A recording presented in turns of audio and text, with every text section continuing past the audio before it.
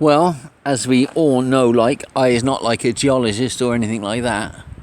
Well, but I do get intrigued by this sort of thing. Like, here's the base of the cliffs on the left.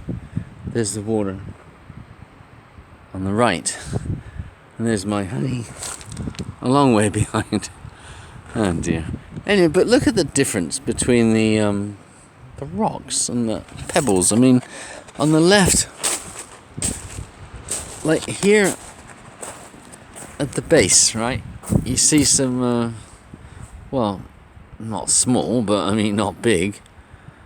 And then as you kind of look, there's a bit of a mixture. Like, you see these are the really small ones, and you can kind of walk over these quite easy.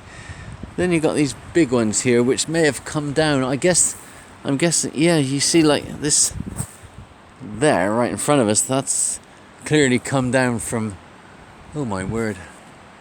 Ay, ay, ay. Oh dear.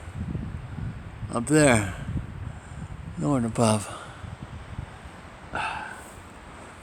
And then as you go along, you see they're different again.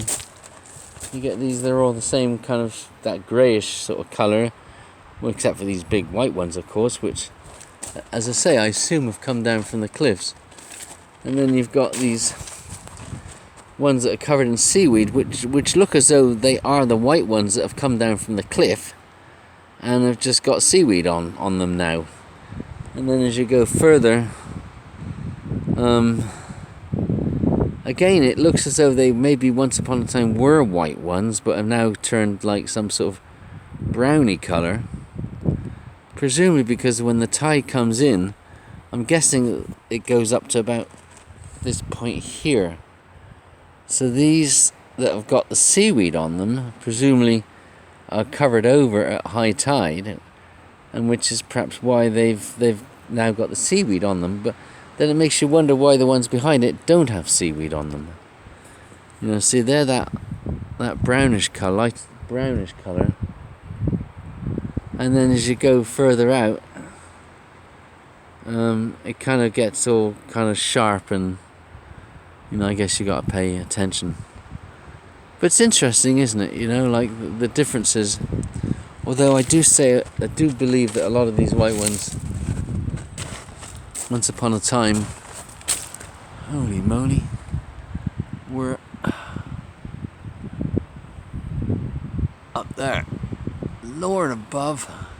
I mean, you could see why, that if you did want to commit suicide, this would be a fairly certain way of doing it, I would think. I mean, you jump off there and, well, it's kind of it, isn't it? I mean, you go crashing down onto the rocks here, and, well, I mean, assuming you don't hit any on the way down, I guess you'd have a few seconds to think about it, but not too many. And if you did make that decision that, whoops, this was a bad idea, it's kind of too late. Those, you know, the steps that we went down, of course, over there, and the kind of the range of white cliffs behind them are called the Seven Sisters. And I think, I'm not sure, like, if, you know, like further along this way, one course comes to Eastbourne, but I'm not sure if it's possible to walk all the way along, or whether one would just reach a point where either, I was just about to say there were too many rocks. I mean, in a way, there's no such thing as too many rocks, because you can just climb over them. I mean, you know, maybe there's a bay of water or something like that. But even then, you know, if you had to, presumably you could swim across that. But I don't know, these things are probably never that simple, are they?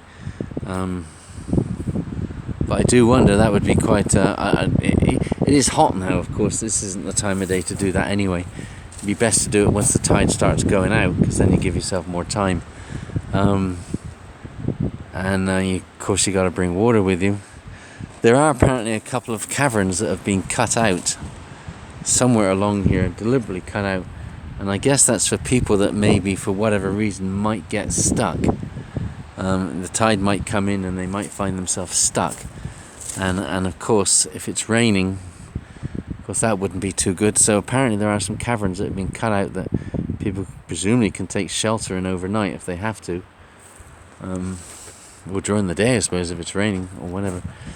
You see some 3 canoes out there, a couple of sailboats. It is a Tuesday, so presumably when the weather's nice and it's the weekend, there's a few more sailboats out there. Lisa is just about making her way here, at 30 minutes behind me. But look at this, eh?